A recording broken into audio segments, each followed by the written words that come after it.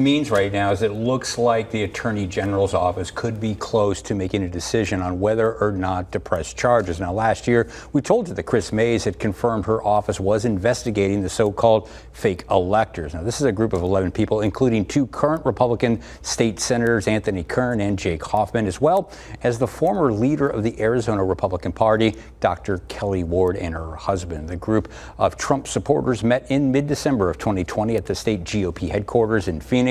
That's where they signed documents claiming that they were the real representatives of Arizona's Electoral College. At the time, Governor Doug Ducey had already certified the state's election results, confirming Trump lost to Joe Biden by more than 10,000 votes. We don't know who's been subpoenaed or what prosecutors are asking for, but former prosecutor turned white-collar defense attorney Ashley Adams told me it's a clear sign that the AG's chase is heating up. The grand jury can be used in 2 different ways. First, the AG could ask the grand jury to issue subpoenas for documents. That's one thing.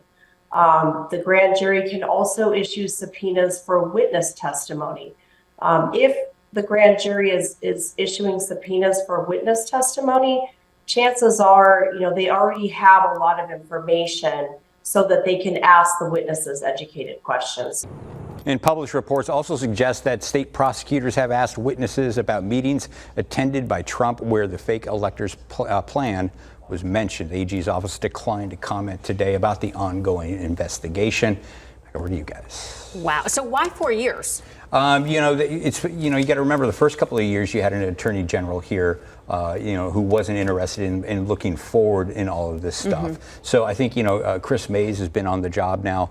This is her 2nd year. She just really started getting involved in this, and so that's why the investigation is moving forward. Now, we've seen other states like Michigan who have been, looking into this and investigating, their instances there of election interference and whatnot for a number of years now. So Chris Mays, what she would tell you is that they got a late start to this. All right. Well, it's sit and wait game now, right? Yeah, it's sit and wait. All right. Dennis Welch, thank you.